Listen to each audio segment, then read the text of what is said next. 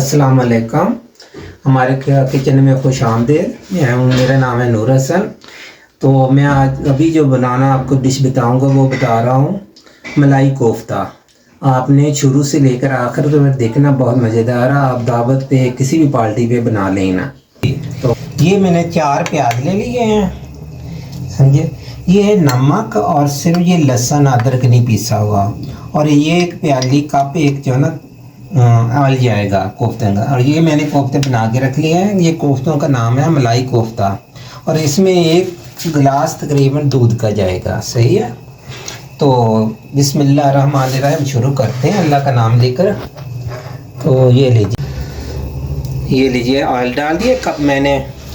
अब जाएगा इसके अंदर ये प्याज है, तकरीबन मैंने ये देखो गोल गोल ऐसे काटा, बहुत जल्दी गल जाता है, वरना हमने तो वैसे भी ग्राइंडर करना इसको।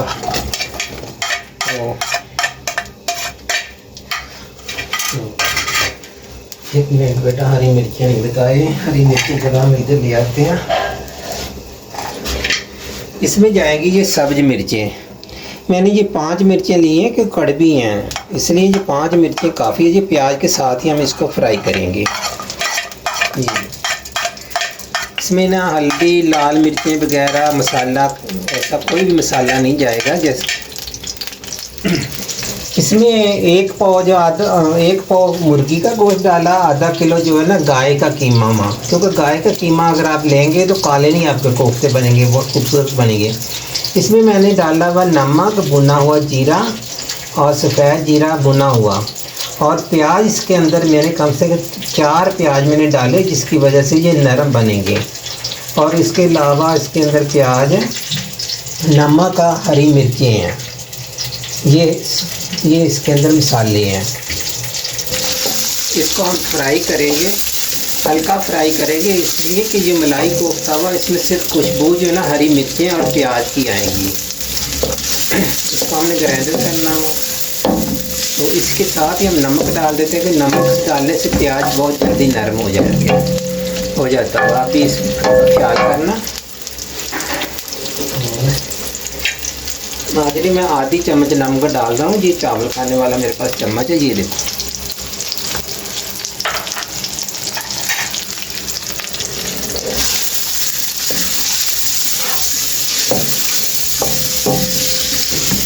जी इंशाअल्लाह ताला आप मेरे तरीके से ऐसे ही बनाएंगे। तो ये मैं ख़ास तौर पे वो बना रहा हूँ जो दावतों पे आप बनाकर अपने मेहमानों को खुश कर सकते हैं।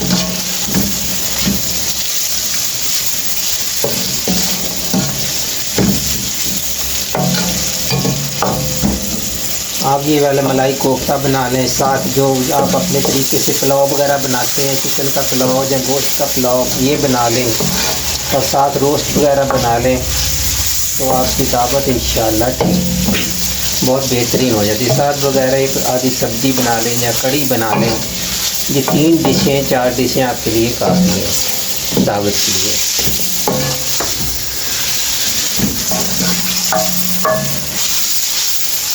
जब इसको हल्का जब नरम हो जाएगा तो हम इसको ग्राइंडर कर लेंगे।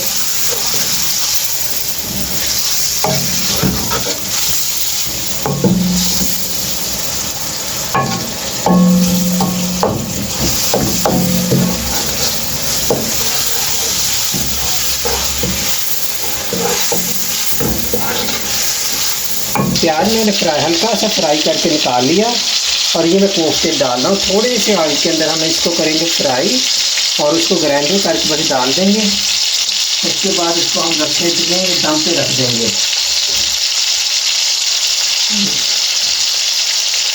ऐसे आपने सब डाल देंगे, फिर कपड़े की मदद से आपने इसको हिलाना, कपड़े की मदद से इसको हिलाना आपने। ये ऐसे फ्राई करना है इसको। ये देखो ऑयल जो है ना, तो मैंने प्याज के लिए इस्तेमाल किए, उसी में हम ये फ्राई करेंगे। जितनी देर में मैं फ्राई करता हूँ, तो मैं ये बोल इसको क्या करते हैं, मसाला पीस के ले आए, प्याज वगैरह। जैसे कि मैं हमेशा बताता हूँ कि जब भी आपने कोई मसाला प्याज वगैरह पीसना, गरम डायरेक्ट इसके अंदर डालना नहीं चाहिए जग के अंदर, वरना जग जो है ना आपका ख़राब हो जाता, फट जाता है। और देखो मैं पहले पानी डाल दिया और उसके अंदर ये गरम गरम प्याज वगैरह डाल रहा हूँ। कोई भी अगर आप इसके अंदर पिसाई करें तो फिर थोड़ा सा पानी डालिए करें ठंडा, जग वगैरह ख़राब नहीं होता, जलेगा नहीं जी। इसको आपने हल्की आंच पे फ्राई करना अच्छे तरीके से, जो दो चारों तरफ से ये अच्छी तरह फ्राई हो जाए। देखिए ऑयल जो है ना इतना ज़्यादा नहीं है, इसलिए हल्की आंच पे इसको अभी हम फ्राई करेंगे। ये देखो अच्छे तरीके से फ्राई हो चुके, इसकी स्मेल वगैरह गोश्त की ख़त्म हो गई है। स्मेल तो वैसे ही ख़त्म हो जाएगी, तो इसके अंदर जो मैंने मसाले डाले हैं भुने हुए डाले हैं, हरी मिर्चें और ये जो प्याज का पेस्ट हमने बना कर रखा हुआ ना पानी के अंदर, ये डाल रहे हैं।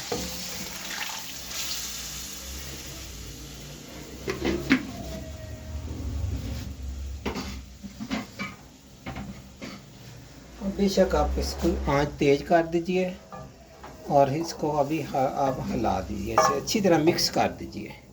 मिक्स करने के बाद ये पानी है और ये आधा लीटर हमारे पास है दूध। क्रीम हम आखिर पे क्रीम डालेंगे जब खाने के लिए पेश करेंगे, ऊपर से क्रीम डाल के सजा के डाल देंगे। ये लो, ये आधा लीटर दूध भी चलेगा। अरे अभी इसी के अंदर ये तैयार हो जाएंगे। अब हम इस पे दे देंगे ढकना। इंशाल्लाह 10 मिनट के बाद हम ढकना हटाएंगे तो ये तैयार हो जाएंगे। अच्छा एक है, इसको हम नमक चख लेते हैं। नमक मैंने आप जब फ्राई कर रहा था प्याज उस टाइम डाला था, और फिर भी मैं आपको बता देता, इसमें सिर्फ हरी मिर्चें हैं और प्याज दोनों डाल के मैंने उसको फ्राई किया। फ्राई करके बाद निकाल लिया। निकालने के बाद उसी तेल के अंदर मैंने कोफ्तों को फ्राई किया। फ्राई करने के बाद मैंने उसके अंदर जो फ्राई किया प्याज था पानी डालकर उसको ग्राइंडर किया। करने के बाद वो उसको अंदर डाल दिया और साथ ही आधा लीटर दूध डाल दिया। आपने जब खाना पेश करना उस टाइम गरम गरम कोफ्तों के ऊपर मलाई डाल के या क्रीम डाल के आपने पेश करना। मलाई कोफ्ता आपका तैयार है। कोई इसी में अदरक नहीं जाएगा, कुछ भी नहीं जाएगा। इसकी अपनी जो खुशबू है वो आएंगी हरी प्याज और हरी मिर्चों की, क्योंकि मैंने अच्छी तरह फ्राई किया उसको। ये देखें आप, ये हमारे जो है ना मलाई कोफ्ता तैयार है। अभी हम इसके अंदर मलाई नहीं डालेंगे, मलाई डालनी है हमने आखिर पे। वो भी सजाना हम इसको डिश में निकाल के ऊपर से मलाई डाल के आपने मेहमानों को पेश करना। ये लीजिए, ऐसा बिल्कुल होना चाहिए। कम से कम इस पे भी इसको 15 से 20 मिनट में ये कोफ्ते आपके तैयार हो गए। ये लीजिए, अब मैं इसको चूल्हा कर रहा हूँ बंद। अगर आपको मेरी डिश कोई भी पसंद आए तो बराए मेहरबानी इसको फॉलो कर दिया करें, क्योंकि इससे इंसान का हौसला अफजाई हो जाता हुआ। चलें जी, ये देखिए जी हमारा मलाई कोफ्ता तैयार हो गया। तो मलाई उस टाइम डालनी, मलाई हम खाने के जब भी खाने के टाइम पर इस पे आखिर पे मलाई डालेंगे। अगर अभी हम इस पे मलाई डालेंगे तो ये पिघल जाएगी। तो क्योंकि इस टाइम जो ना 7 बज रहे हैं, तकरीबन 7 का टाइम हो रहा है, तो हम रात को 8 साढ़े 8 बजे खाना खाते हैं। तो आपने इंशाल्लाह ताला ये डिश तैयार करनी है, कोफ्ते बनाने हैं।